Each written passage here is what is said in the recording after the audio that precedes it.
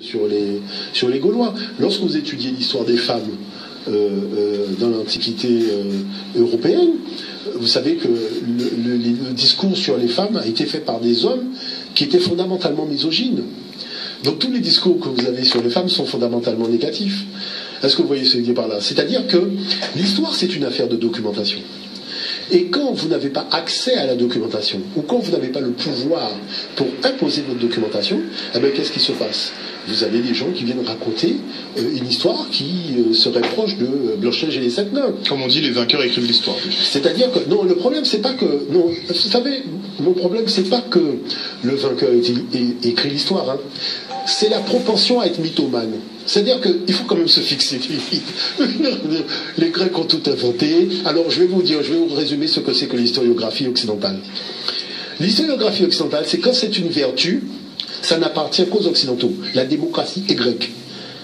Mais dès que c'est une tare, par exemple l'esclavage, oh non mais tout le monde a fait l'esclavage, tout le monde l'a fait. C'est-à-dire qu'on peut résumer leur historiographie à ça. C'est-à-dire quand c'est une vertu, c'est privatisé. Mais vous savez que les historiens asiatiques disent la même chose. Hein. Ils disent, mais vous avez une propension à privatiser quand c'est positif et à démocratiser quand c'est négatif. Maintenant, la chose c'est quoi?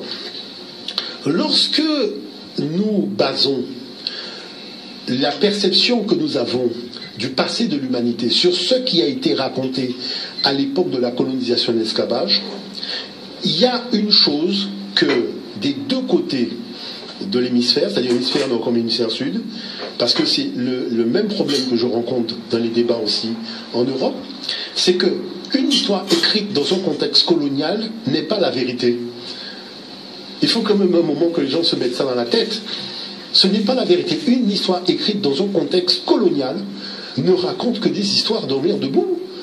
Et que vous ne pouvez pas fonder votre analyse existentielle sur cette espèce de truc qui n'a ni queue ni tête. Alors, quelques faits d'histoire. Qui a inspiré qui? Alors, il faut savoir que le fait que l'humanité soit née en Afrique et qu'elle a eu près de 250 000 ans d'avance sur les autres formes, enfin sur les autres civilisations, et que les groupes humains ont quitté l'Afrique pour aller s'installer en Mésopotamie, en Chine, jusqu'au Japon, en Russie et ailleurs, la civilisation a un tronc commun qui est africain. C'est valable pour les Chinois, c'est valable pour les Arabes, c'est valable pour les Européens, c'est valable pour les Amérindiens. Et lorsque je vois quelqu'un venir dire qu'un Africain déporté à l'époque de l'esclavage a appris quelque chose d'un Amérindien, vous savez, il n'y a que parce que la personne a bu jusqu'à la lie le n'importe quoi historique de ceux qui organisent le colonialisme pour fonder la prédation intellectuelle de l'humanité entre le Nord et le Sud, qu'il colporte des choses pareilles. Parce que l'Africain est dans un contexte politique, dans un royaume, organisé avec des ministres, des ministères. Vous voyez ce que je veux dire par là? On dit que l'Afrique était organisée en termes d'État même. Mais avec des États, c'est-à-dire que quand vous regardez avec des constitutions, vous avez le ministre de l'Intérieur, le ministre des Affaires étrangères, le ministre de l'Économie, le ministre de tout ça. Et les cités, les capitales des royaumes sont construites le long des fleuves parce qu'on se déplace par des immenses bateaux, ce qui permet, donc les fleuves sont des autoroutes, et on se déplace de ville en ville, et toutes les villes sont le long des fleuves, des grands fleuves. Il faut voir, les fleuves sont immenses quand même aussi. Hein. Bon. Et vous avez quelqu'un qui vient d'un complexe politique organisé avec raffinement, que vous allez comparer avec des Amérindiens qui... Mais, et le comparatif avec l'Européen, alors, à cette même période? La chose c'est que, si vous voulez, les rapports évoluent. Lorsque l'Européen arrive au milieu du deuxième millénaire, donc dans ce qu'on appelle la Grèce, c'est-à-dire qui fait les invasions, bon, je dirais lui-même reconnaît qu'il est inculte, hein, il suffit de regarder les documents, mais il constate qu'il est particulièrement belliqueux. C'est-à-dire qu'il brûle les forêts, il brûle les champs, enfin il est déjà en conflit avec lui-même, donc le conflit va dégénérer avec ceux qui sont là. Mais la chose c'est que comme il est nomade et il n'y connaît rien à la vie sédentaire, et vous savez que quand vous avez planté une graine, il faut du temps pour récolter et pouvoir, après il faut faire la farine pour faire du pain, il se dit, bon, ben, il faut que je patiente quand même avant de le mettre à mort, parce que je ne sais pas où il veut en venir quand il a fait la farine, il fait quoi avec après. Donc il y a eu un temps d'enseignement avant de chasser les populations, mais ça c'est Hérodote même qui le dit, c'est-à-dire il y a une transmission d'informations. Maintenant, la chose qui se passe, je vous donne des exemples simples. Vous savez que quand on fait les défilés, par exemple d'Akio, hein, on met les pâches à bananes, on défile. Est-ce que vous savez, dans pratiquement tous les pays européens, il y a les mêmes défilés? La chose, c'est que s'il y a des télévisions qui sont là pour montrer les cultures des peuples européens, pourquoi quand ils font leur défilé à Kyo, ça ne passe sur aucune chaîne de télévision? Mais comment ça se fait que nous-mêmes, nous ne sommes pas au courant de la date à laquelle ça se passe? Parce que si les gens, si vous venez me voir, vous me dites quand est-ce que je vous donne les dates, je vous montre les photos, je vous montre les vidéos, moi j'ai des vidéos, j'ai des photos, est-ce que vous voyez ce que je veux dire par là? Parce que pourquoi? Comme c'était des Africains qui vivaient là, les Africains ont montré une relation avec l'environnement qui est basée sur un échange de vibrations. C'est pas débouler pour débouler, non, c'est échanger de la vibration. La vibration de la joie, la vibration du bonheur, la vibration du chant, de la musique avec la création. Donc, les Européens, vous avez en Angleterre, ils se mettent même du cirage noir avant de faire la procession. Donc ça montre bien que ça vient d'un substrat africain qui était celui-là. Il faut comprendre une chose, hein. Lorsque l'Europe arrive, donc les Européens, les Caucasiens, exactement, ils arrivent donc au milieu du deuxième millénaire en Europe, étant à l'état sauvage de leur propre aveu, hein, puisque Jean-François Champollion même dit que la première fois qu'on a représenté des Européens dans l'histoire de l'humanité, c'est dans les tombeaux des pharaons africains, et ils sont à l'état sauvage. Et nous sommes en 1580 de l'ère ancienne africaine. C'est-à-dire en 1580, il n'y avait pas d'Européens civilisés. Maintenant, le premier Européen intelligent de l'histoire, c'est Thalès. Mais Thalès, on connaît qu'il a étudié en Afrique. Et Pythagore, allant voir Thalès, vous voyez, Thalès lui conseille d'aller voir le professeur qu'il a eu. Et Pythagore va passer 22 ans. Et quand on analyse le fait que le père de Pythagore s'appelait Mnésarchos et qu'il s'appelle Pythagore, on voit que finalement, c'est un nom qu'il a reçu de l'Égypte antique. Vous voyez, de Ptahou, Ptagoura, qui aurait donc donné Pythagore. Donc à partir de là, au bout de ces 22 ans, il va remonter en Europe, et qu'est-ce qu'il va faire? Il va transférer des éléments de civilisation. Et pratiquement tous les Grecs, les Platon, va étudier la philosophie pendant 13 ans, on connaît le nom de son professeur, voilà ce qui va se passer. Donc à la naissance un peu de leur civilisation, de leur réveil de conscience et d'intelligence, en fait ils ont été donc puisés la connaissance c'est-à-dire que même à tour de rôle. Ils utilisent un mot qui est paille de thé. Paille de thé en Grèce, c'est-à-dire ils nous ont pris par la main. Parce que vous savez, l'Africain, lui, il avait un devoir un peu, qui qualifie un peu de mystique, c'est-à-dire qu'il considérait qu'il était là pour guider l'humanité vers le bien. Regardez, vous discutez avec les Sémites, c'est même pas la peine de discuter. Lui-même a déjà dit que Moïse a été initié à la connaissance de Dieu par Pharaon. Ça veut dire qu'il y a un des deux qui n'avait pas la connaissance de Dieu, c'est Moïse, hein. Puisque comme Moïse a été initié par Pharaon à la connaissance de Dieu, bon, ça veut dire qu'un des deux ne l'avait pas. En tout cas, c'est pas Pharaon. Vous voyez l'affaire? On était, juste avant la coupure pub, à parler du rapport entre les Européens et les Africains. Totalement. Vous nous disiez que des grands-pères des mathématiques comme Pythagore ou Thalès ont étudié les mathématiques en Afrique, ont puisé leurs connaissances Totalement. en Afrique. Dox aussi, d'ailleurs, était en Afrique 13 ans. Strabon a dit qu'il a visité la chambre d'étudiants de Dox. Donc on voit que les choses sont relativement claires. L'affaire du théorème de Pythagore et du théorème de Thalès, dont tout le monde rigole. Parce que vous avez ces théorèmes-là sur des papyrus, donc kamites, de l'Égypte ancienne, 1000 ans avant Thalès et Pythagore. D'accord. Vous voyez ce que je veux dire par là? Il faut quand même se fier. C'est la dimension un peu mythomane de l'Européen quand il raconte l'histoire. L'Européen n'a jamais, jusqu'à aujourd'hui, raconté l'histoire de l'humanité. Il raconte sa version de l'histoire de l'humanité. Et c'est pour cela qu'ils s'organisent entre eux pour parler de leur version. Mais vous mettez n'importe quel spécialiste chinois, n'importe quel, vous voyez, je ne suis même pas fermé à l'Afrique, je dis vous mettez n'importe quel individu du Sud, l'individu du Sud va dire mais quand même. Est-ce que vous pensez que ce qu'on appelle les mathématiques européennes, même ça n'a jamais existé? Ça n'a jamais existé. L'écriture en Europe, ça n'a jamais existé. Papier vient de papyrus. Et papyrus, c'est le support souple d'écriture. Et c'est très étonnant. Il n'y a pas d'invention d'écriture dans toute la sphère caucasienne.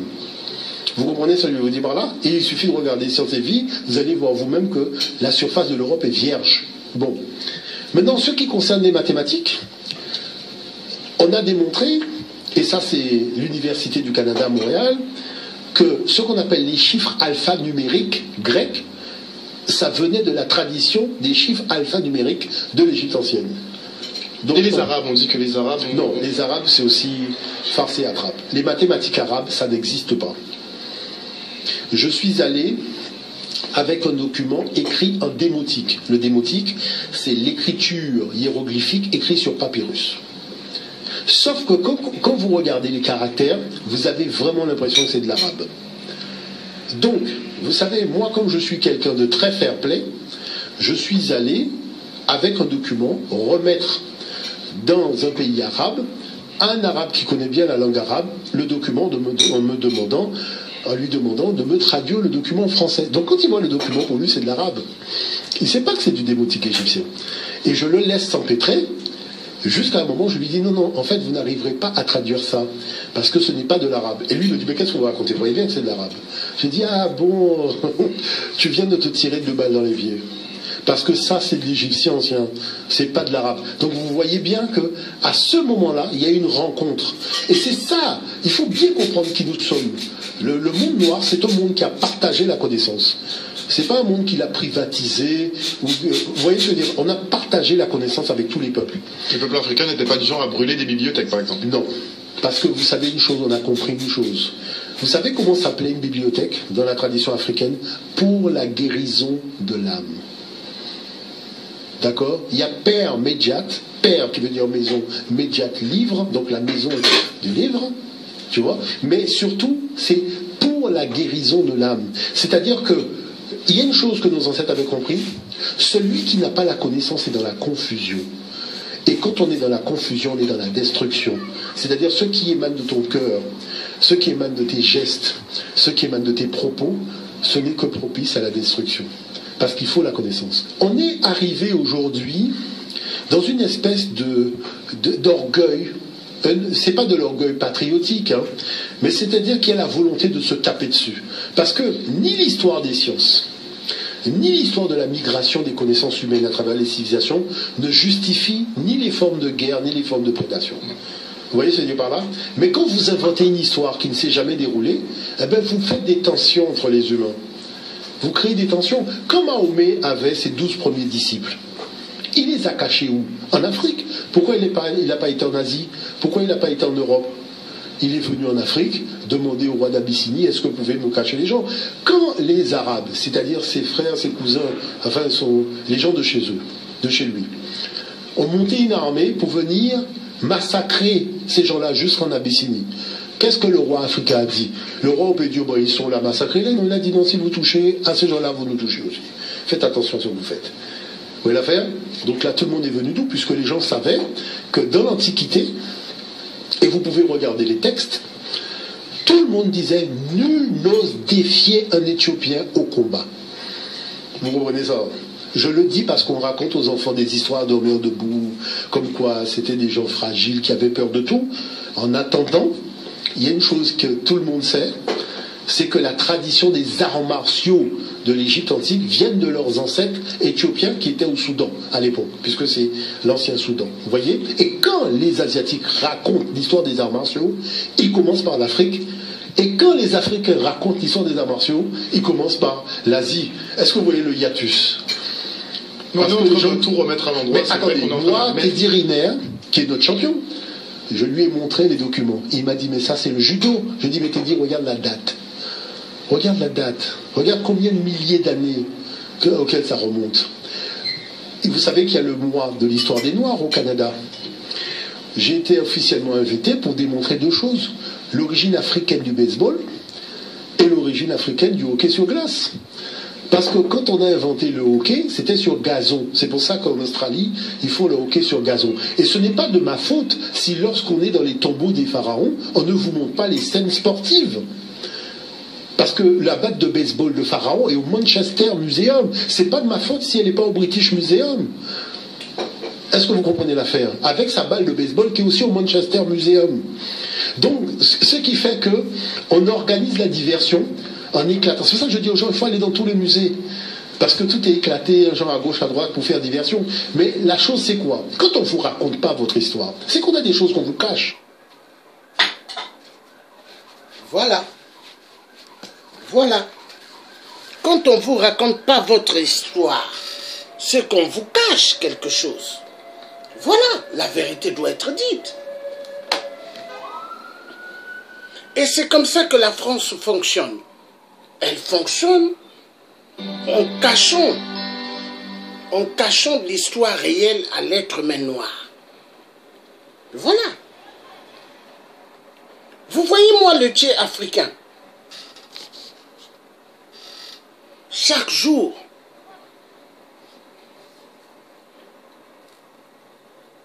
je démontre ce que j'ai là-dedans.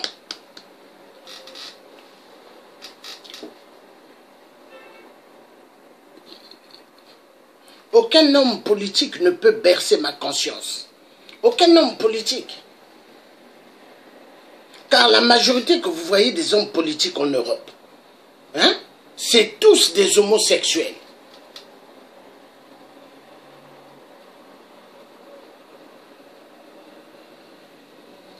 La majorité des hommes politiques aux États-Unis, c'est tous des gens qui sont dans des sectes bizarres.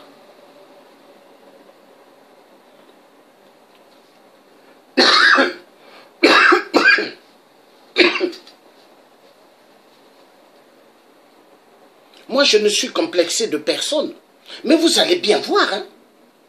La majorité des gens qui aiment jouer aux stars, la majorité des gens qui aiment jouer, que ce sont des fortunés. Mais cherchez à savoir d'où ils ont eu cette fortune.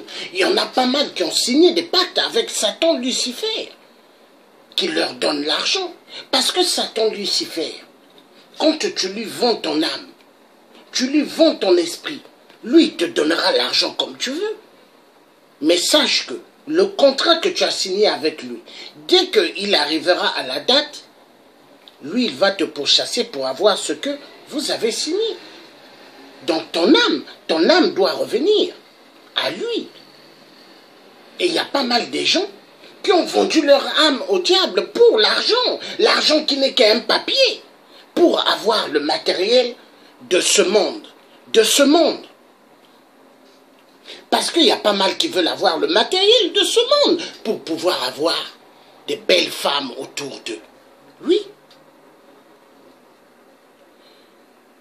Oui. Mais ce sont que des fanfarons.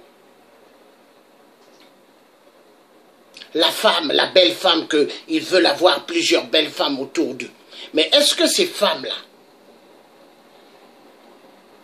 qui veulent avoir autour d'eux, est-ce qu'elles sont prêtes à accepter le changement? Non.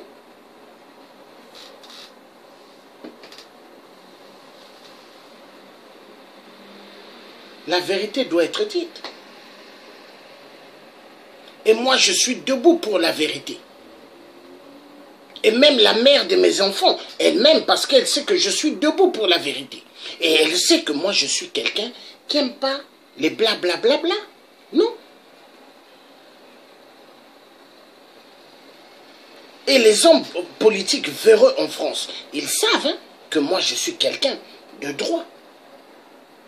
Et ils savent que moi, je suis quelqu'un qu'on ne blague pas avec. Parce que je leur avais dit à l'époque, j'avais dit au président Emmanuel Macron, le jour que tu vas faire un faux pas, sache que ce qu'on a fait à François Hollande la pute, hein, on te le fera.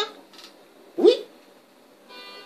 Parce que Emmanuel Macron a montré, et là vous allez voir, hein, Emmanuel Macron ne fera que un seul mandat.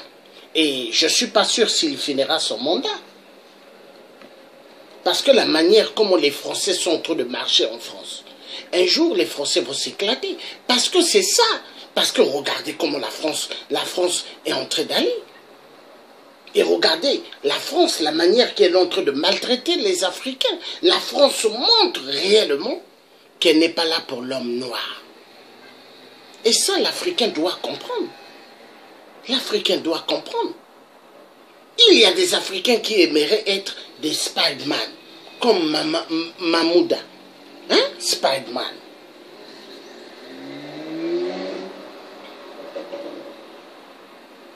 Est-ce que la France va faire Spider-Man en Afrique? Les enfants qu'il tue, les enfants qu'il mettent dans des mines? Non. Non. La vérité doit être dite. Et moi, je suis là pour la vérité. Jusqu'au bout. Jusqu'au bout.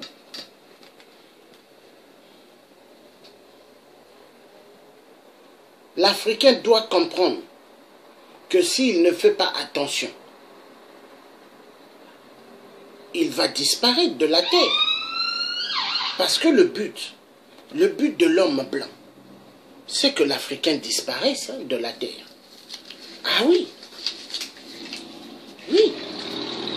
Vous croyez que l'homme blanc politicard, vous croyez qu'il est là pour le bien de l'homme noir? Le président Poutine avait dit, hein, il est temps que vous les Africains vous sortez de la bêtise, de la France. L'Africain, mais vous avez tout, mais comment ça vous souffrez? Mais pourquoi l'Europe? Pourquoi l'Europe? Pourquoi les États-Unis ne peuvent pas faire le bras de fer avec la Russie? Parce que la Russie a pas mal de missiles. La Russie a l'arme nucléaire. Mais voilà pourquoi nous qui avons l'uranium, nous devons avoir cette arme. Cette arme est une arme de défense. Vous croyez que la Côte d'Ivoire, s'ils avaient l'arme nucléaire, vous croyez que Nicolas Sarkozy allait venir faire ce qu'ils ont fait en Côte d'Ivoire, tuer des Ivoiriens à main nue? Ivoiriens à main nue, sans armes. Ils ont tiré sur des Ivoiriens à main nue. Les Ivoiriens n'avaient pas d'armes. Ils avaient que, certains avaient des troncs de branches d'arbres. Et on l'a tiré sur eux. Et ils vont dire 7 morts. Mais je suis sûr qu'il y a eu plus de morts que ça. Il faut arrêter de jouer. Vous tirez à balles réelles sur des gens. Et il n'y aura que 7 morts. Hein?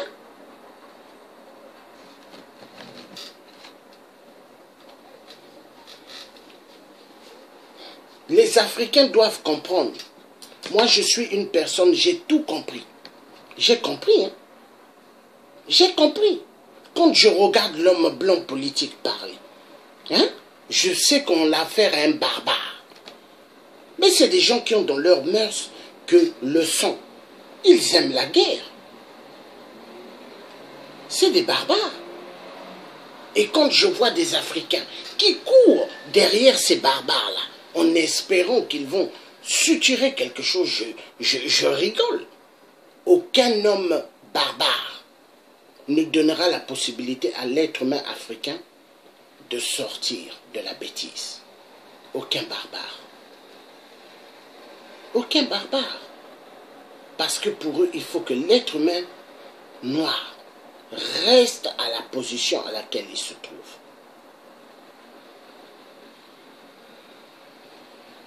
Oui. Ils ont ça et ils veulent que ça continue. Pour eux, il ne faut pas que l'Africain sorte de la merde. Pour eux, il faut que l'Africain reste toujours dans la même position. Oui.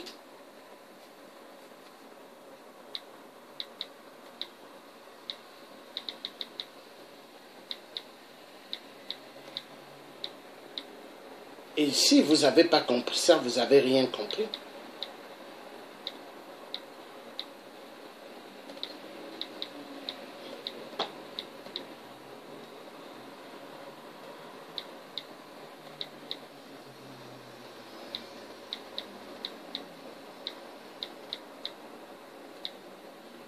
Moi, j'ai compris. Hein. On va suivre ça. Ça, c'est une vérité. Il faut suivre. On va suivre ça.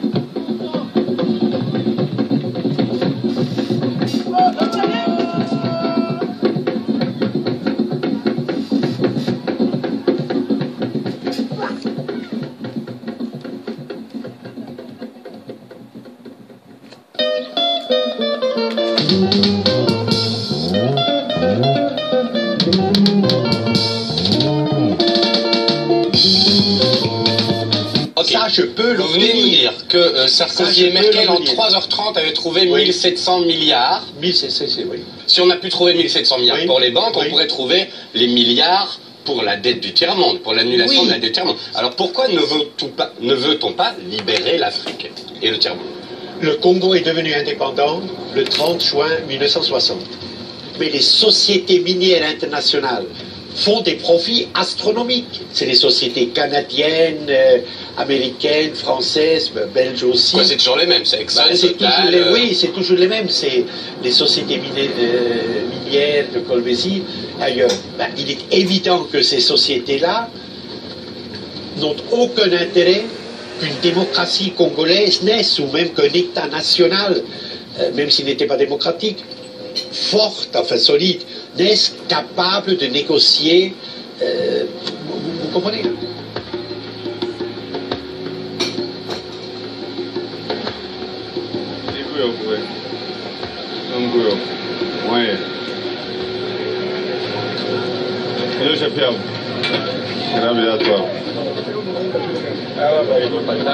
Ah non, mais angalia kule na ule amwende kule est responsable muito.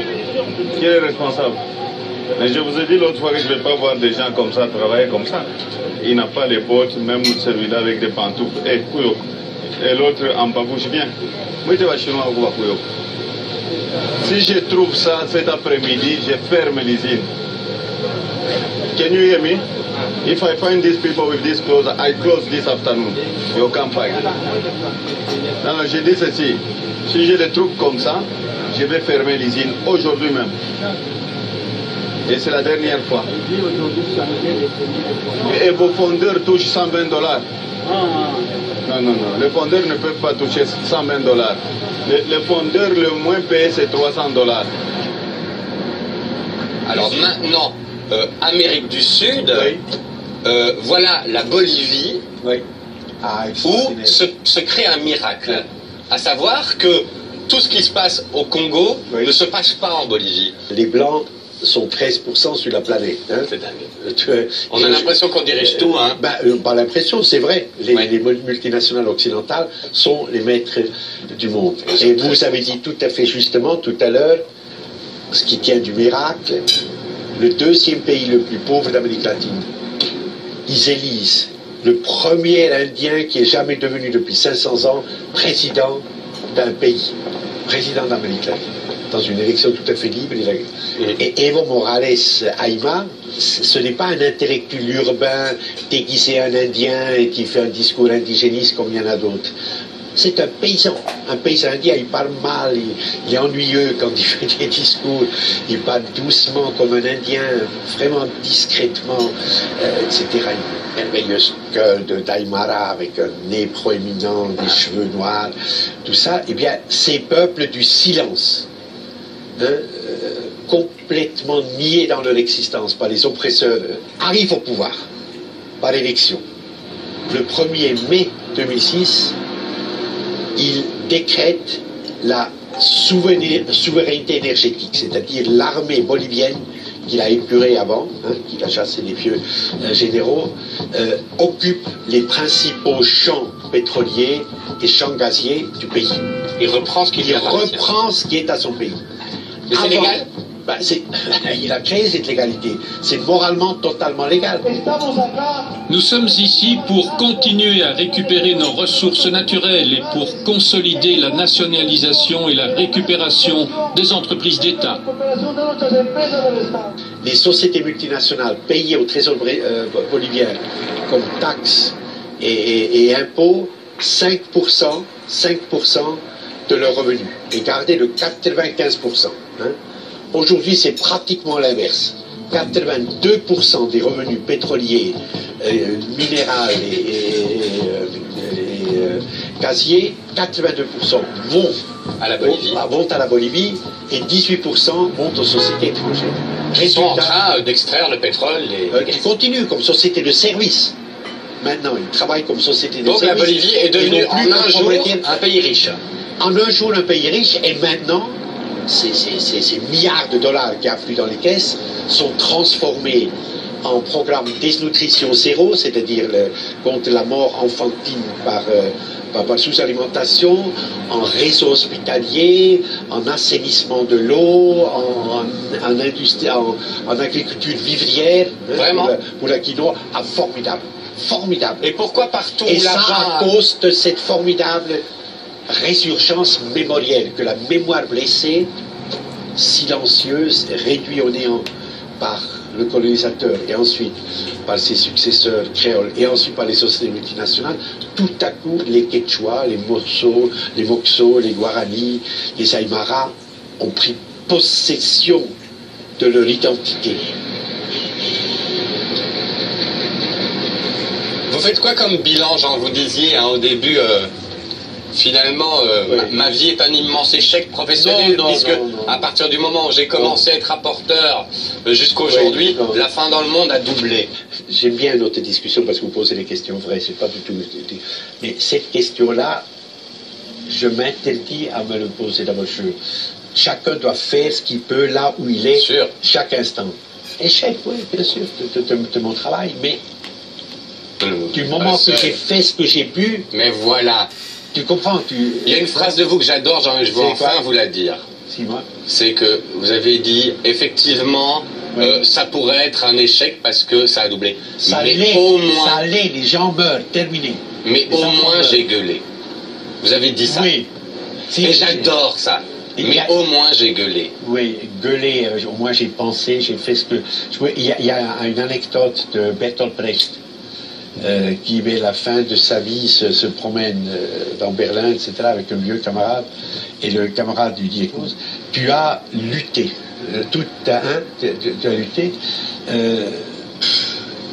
et finalement, vers la fin de ta vie, à quoi ça a servi? Et Brecht lui répond, il faudrait presque le dire en allemand, ohne uns hätten sie es leicht gehabt. Sans nous, eux, en face, ils auraient eu la vie plus facile. On les a gênés. Au moins, on les a gênés un petit peu. Voilà. Voilà. La vérité doit être dite. Donc, les Africains, s'ils espèrent que les barbares qui sont allés faire du mal en Afrique, s'ils espèrent que ces barbares-là vont leur donner un coup de main pour sortir de la merde, ils auront ce qu'on appelle le vent des cyclones. Ils auront des résultats de tornado parce qu'ils auront que dalle. Les opposants africains doivent sortir maintenant de l'imbécilité et d'arrêter de tromper le peuple noir. D'arrêter de tromper les citoyens qui veulent sortir de la merde. Parce que si vous fouillez bien, ces opposants-là qui aiment les costumes, les cravates, si vous fouillez bien leur vie, ce sont des francs-maçons ou des Illuminati. Écoutez-moi bien. Parce que maintenant, il y a eu pas mal qui ont mis dans leur tête, pour être homme politique, il faut être franc-maçon ou Illuminati. Mais en réalité, contraire. Parce que plus vous allez accepter d'être un franc-maçon ou Illuminati, ce qui veut dire que vous devez baisser votre pantalon. Vous devez baisser votre pantalon à la communauté internationale du sang. Il y a des gens qui viennent, dans mon direct, ils viennent comme des flashs. Après, ils partent, ils reviennent. Parce qu'il y a des espions parmi ceux-là. Il y en a, ils ont des faux noms dans Facebook. Mais voilà pourquoi Mark Zuckerberg, le PDG de Facebook, l'Union européenne et les États-Unis l'ont demandé de faire le ménage dans Facebook. Et ils vont le faire d'ici là. Il a déjà même dit, ils ont fermé plus de 500, 600 comptes. Avec des faux noms. Les réseaux sociaux. Il y a pas mal qui utilisent des faux noms. Et vous vous demandez, mais qu'est-ce qui ne va pas avec des gens? Pourquoi vous utilisez des faux noms? Si vous utilisez des faux noms, ça ne sert pas de venir dans les réseaux sociaux. Allez vers les dictateurs, parce que vous tournez avec des faux noms. Allez vers les dictateurs et foutez-nous la paix. Parce que nous, là, on circule avec nos vrais noms. Hein? Vous voyez, là, c'est le visage du Thiers africain. C'est mon vrai visage. C'est pas un masque. Hein? L'Africain doit sortir de l'imbécilité. Plus l'Africain voudra rester comme ça, plus il perdura dans ce rôle de style de la barbarie. Mais moi, le Thiers africain, je refuse d'être esclave. Esclave de l'homme blanc. Oui. Je refuse d'être esclave d'un système qui veut en découdre avec l'homme noir. Oui. Car ce système est un système machiavélique. Un système sans pitié. Un système qui veut en découdre avec l'homme noir. Et l'homme noir doit comprendre. Hein? Hein? L'homme noir doit comprendre. La femme africaine doit comprendre. Les jeunes filles africaines qui deviendront des mères, des femmes demain doivent comprendre. Parce que si vous ne comprenez pas, vous allez mordre vos doigts un jour. Oui. C'est bien d'être né en Europe hein, ou aux États-Unis. Hein. Es-tu américaine? Es-tu européenne, toi la noire? Et est-ce que vraiment tu es européenne? Tu es une noire. Tes origines viennent de l'Afrique. Et c'est ce qu'il faut mettre dans la tête. Les Américains nés aux États-Unis, des adultes, hein, des pères de famille, des mères de famille, vont en Afrique pour chercher leurs origines. Hein? Même les Antillais. Hein? Donc c'est pour dire que l'Africain et l'Africaine doivent prendre conscience. Il y a pas mal qui sont à Paris. Leur idée c'est quoi? Aller du vendredi au dimanche boîte de nuit. Il n'y a que ça dans leur tête. Aller casquer de l'argent pour des bouteilles de champagne, de whisky, et ils se disent qu'ils ont réussi. Connais-tu le jour que ton cœur va s'arrêter? Connais-tu? Non. Personne ne connaît le jour que leur cœur va s'arrêter. Personne.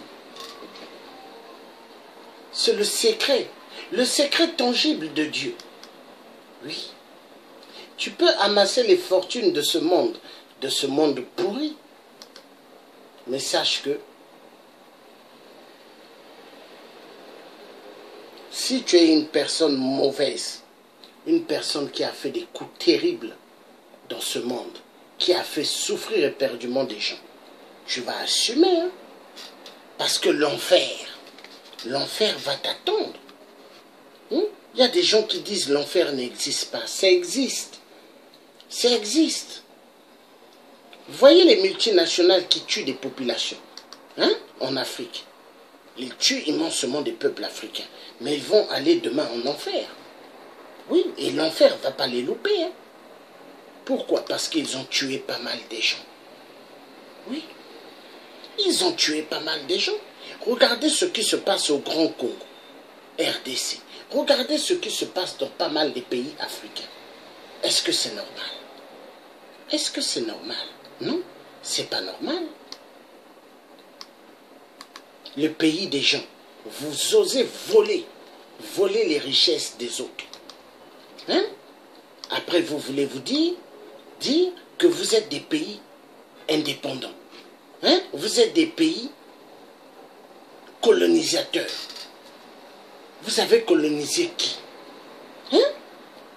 L'être humain blanc n'a colonisé aucun Africain. L'être humain blanc, quand il a mis ses pattes en Afrique, c'était pour voler l'intelligence de l'homme noir.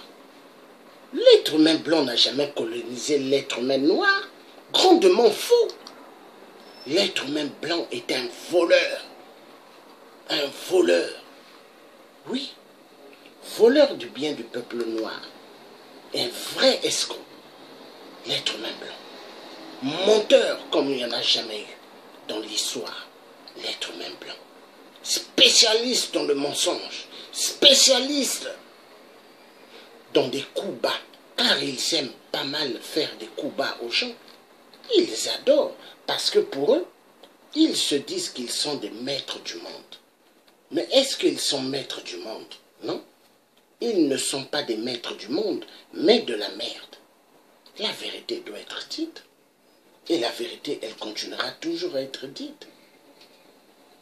Oui. L'être humain blanc. Spécialiste dans le mensonge. Ils aiment beaucoup faire du mal. Dans leurs mœurs, il n'y a que le mal. Oui, parce que pour eux, l'Africain, c'est un sous-homme. Mais les vrais sous-hommes, c'est l'être humain blanc, barbare. Oui. Les vrais sous-hommes, je leur ai dit, l'être humain blanc.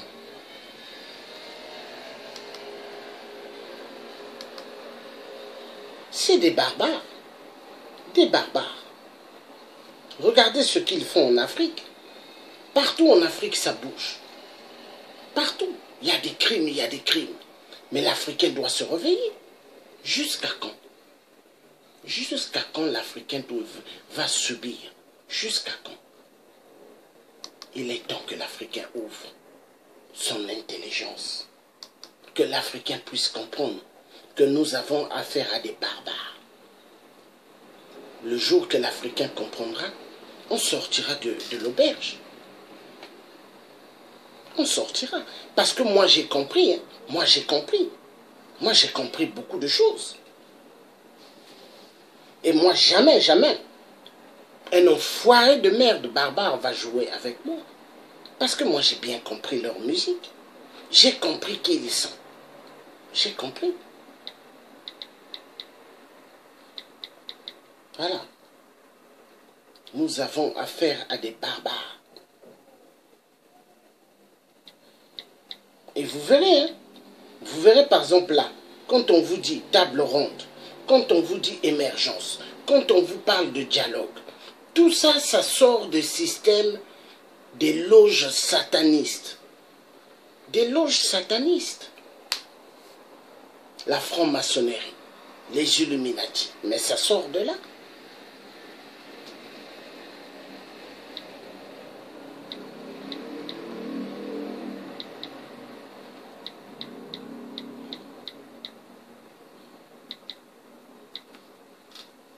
L'homme doit comprendre. Il doit comprendre que nous avons des gens en face qui ne nous aiment pas. Oui, ils ne nous aiment pas.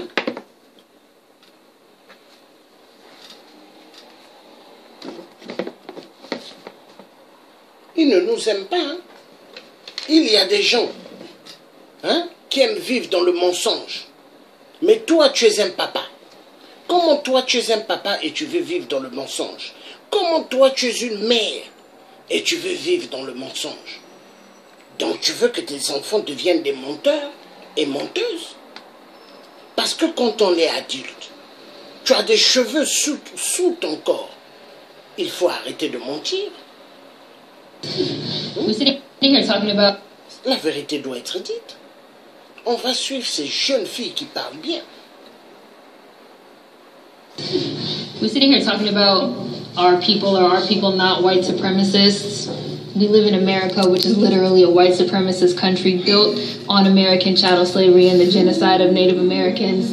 Is there a conversation to be had about fucking white supremacists? That's dumb. Have we all seen Atlanta? This is dumb. This is stupid. Like, yes, we live in a white supremacist country. Yes, all white people are fucking racist. They can learn, they can unlearn, but they are conditioned and socialized in a white supremacist country that tells them from the minute that they are born that they are better than everybody else and that they deserve everything. I don't care how great, amazing, wonderful their parents are, their family, their friends. At a certain point, they go out into the world, they read books, they listen to music, they watch television shows. Unless they're being raised like in the woods, like on some Nell type shit, they are being conditioned by our society to be racist, to be white supremacist, supremacists. I don't make no distinctions between active, inactive. I don't set no hierarchies of racism. Oh, on a scale of not talking to your Trump supporter parents to a lynching, where are you falling on the racist scale? Like, no, like, it's racism, it's racist. And I also think it's really funny how we talk in terms of these binaries, like.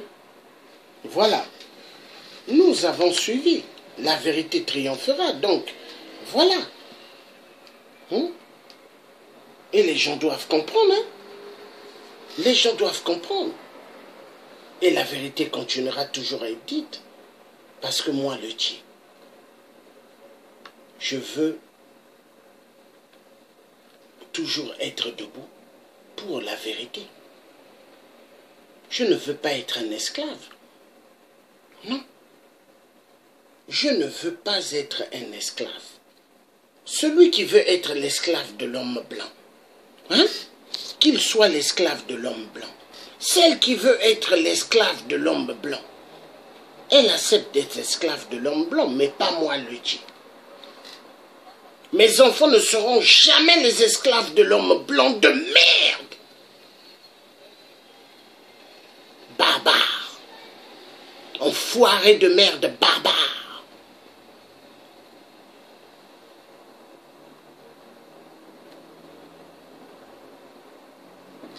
L'Élysée est très fier qu'en RDC, il y a pas mal qui meurent.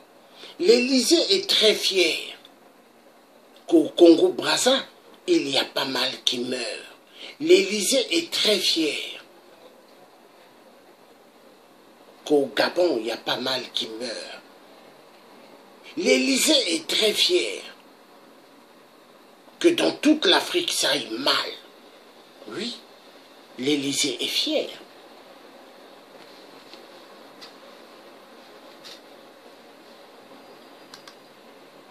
Et les Africains devront comprendre que ceux qui sont à côté ne sont pas leurs amis, mais leurs ennemis. Oui, les gens doivent comprendre. Et moi j'ai compris, hein. J'ai compris.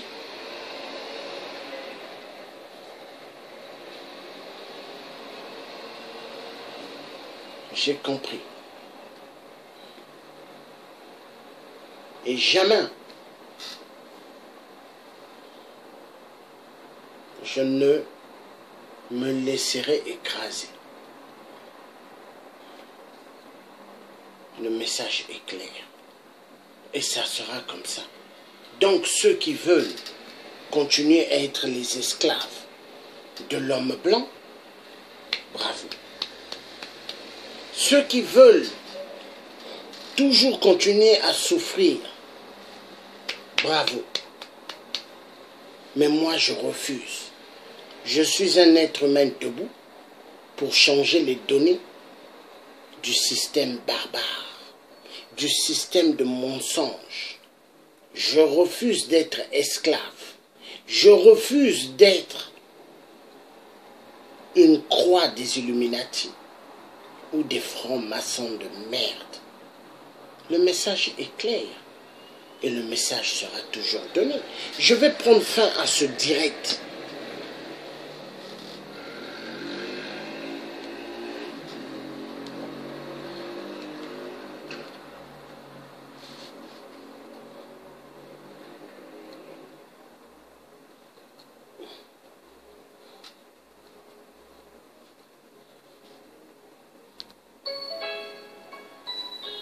Yo, front voice, mon niggas.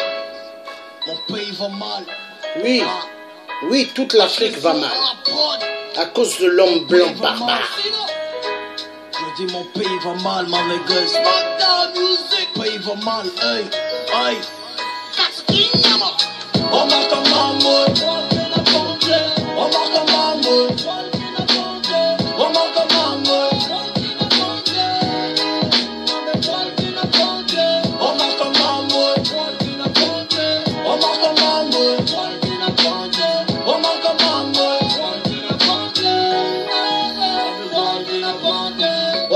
bois le moins d'erreur, faut baser un réseau. Mettre comité basé, esclaves ou bien bas animaux.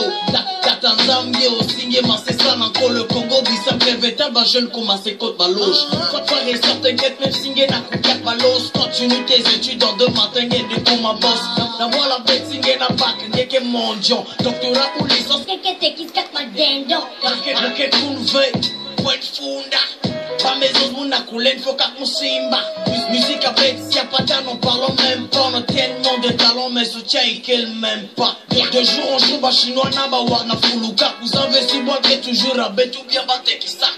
D'une part, président gagne si fort, y'a pas ça que pas bambomba, il dit quoi, mais pas pité. On marque un mamour, on marque un mamour, on marque un mamour.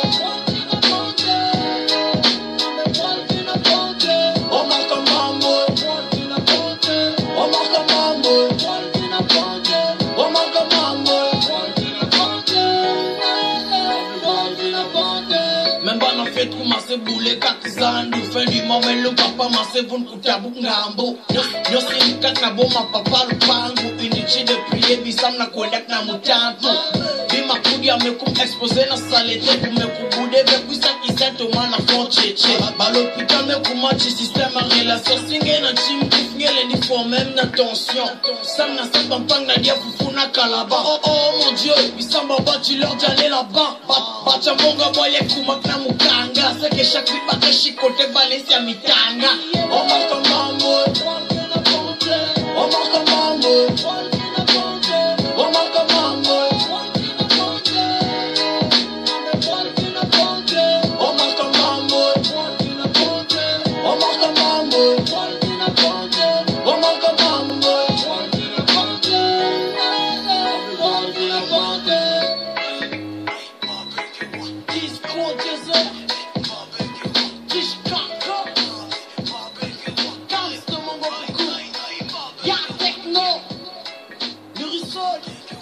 Merci à tous ceux qui ont suivi ce direct.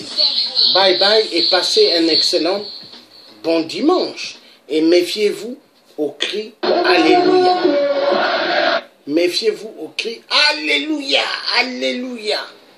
Oui, avec les faux pasteurs. À bon entendeur, salut.